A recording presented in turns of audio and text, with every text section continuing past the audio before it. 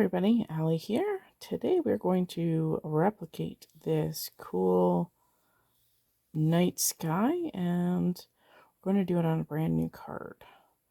Let's get started.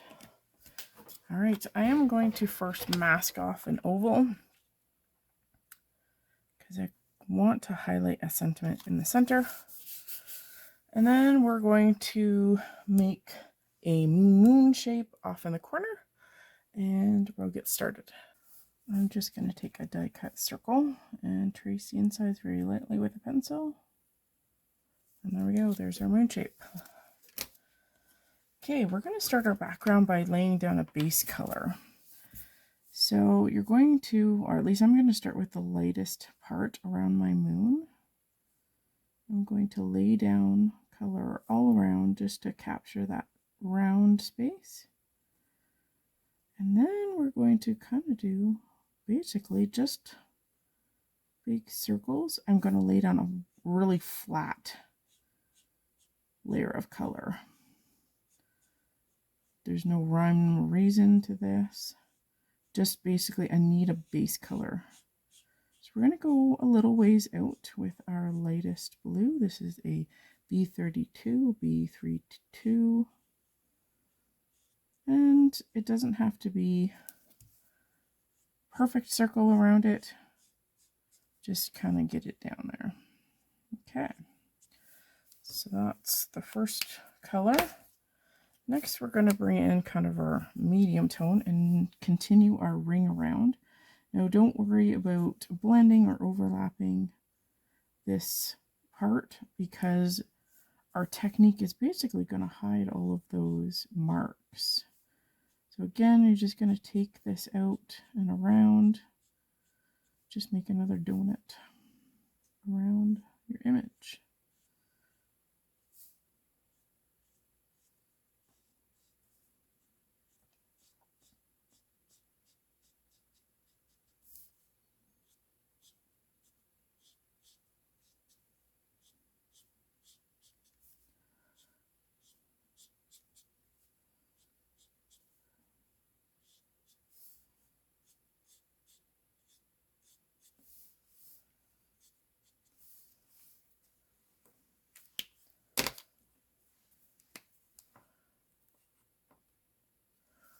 Onto our third blue, and again we're just putting a base down. This is all we need to do first. Don't worry about streakiness, blending, nothing. You're just laying down color. And don't worry about the gradient loops there because we're going to blend it all together with our lines. Again, this is just our medium tone. Going to take it out around our moon. I'm going to quickly just draw in a landscape line just so that I know where my landscape starts and stops. There we go. Back to our B26.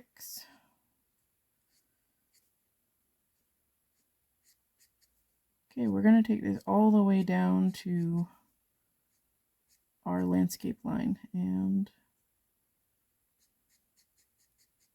again, I'm trying to kind of keep everything going in that same circular motion. It just helps with the effect when it comes time to creating that sky. Now, this is going to be the toughest part.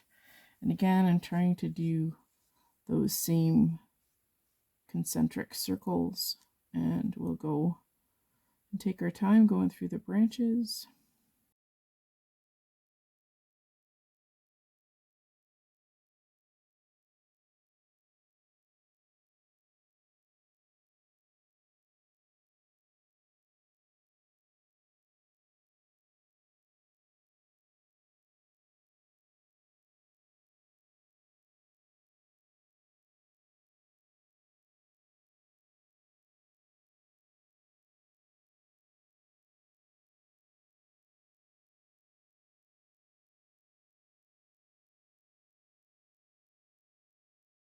Now that we have our base layers down, now we're going to overlap and make lines and give this swirly layered effect. So we're going to start by overlapping each color back one.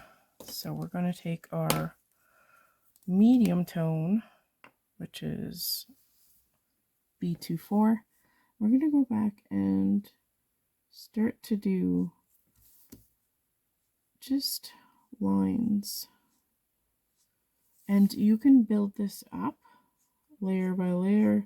They don't have to be perfect lines. They can be overlapping. They can be long. They can be short. Move your paper so that your hand is still comfortable. And you're just going to make brush strokes over top of all of those layers. And of course you can overlap into that medium tone. It's basically you're just working line work now. You can go slow, fast, lots of lines, little bit of lines. You're just going basically around in circles again using that method. And of course you can go in and over top because you're just going to add additional layers into your tone on tone. So just keep doing concentric brush strokes. And of course you're going to have to be careful through the more detailed areas, but just work away at it. All right, let's keep going.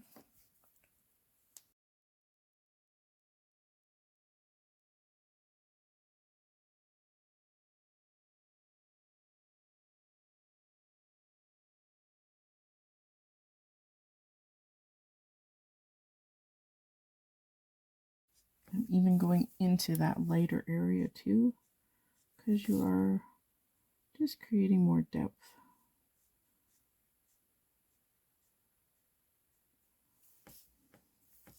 And you just continue to add layer and layer of circles. And as you add layers, they will blend. But try to keep your layers going in those concentric circle type motions. They don't have to be perfect.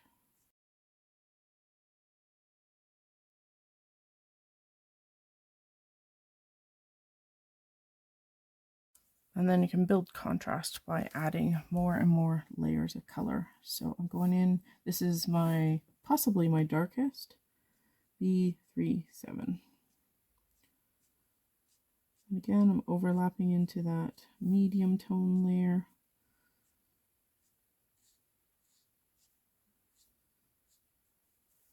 You kind of have to experiment with your tones of blue too. You just have to work your way out to darker colors.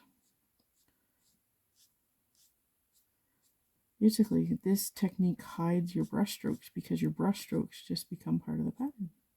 It's the beauty of doing it this way. This will be the most challenging part here, to make your circles as concentric as you kind of can do, because you have to go through all this detailed stamp image.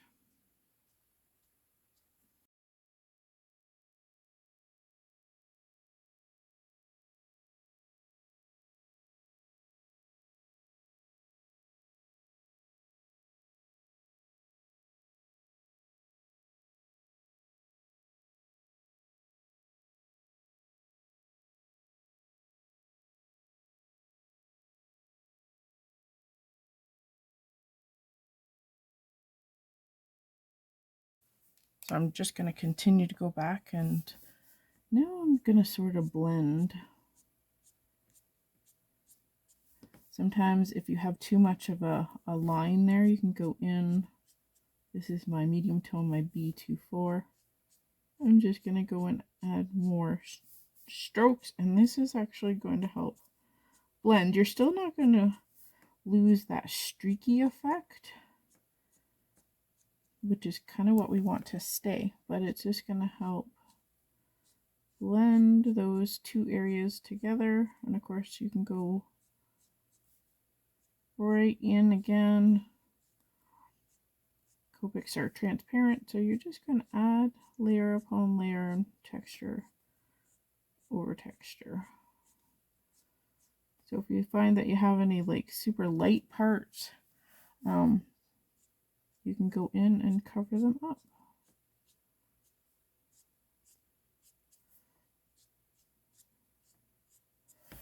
There you go. It doesn't have to be perfect. And then of course you can go and do it the same right straight through.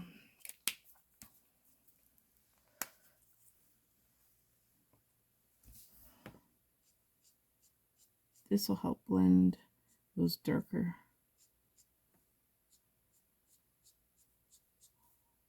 stroke marks to make it look more random.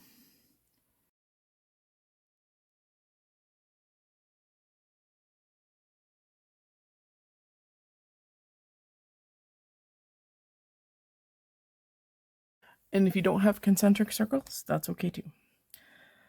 And I think we're almost done here. I'm just going to put a few more lines just to blend stuff a little bit more.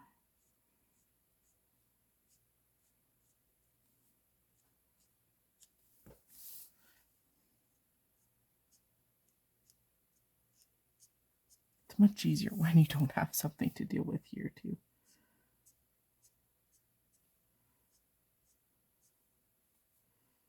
And you can go right in.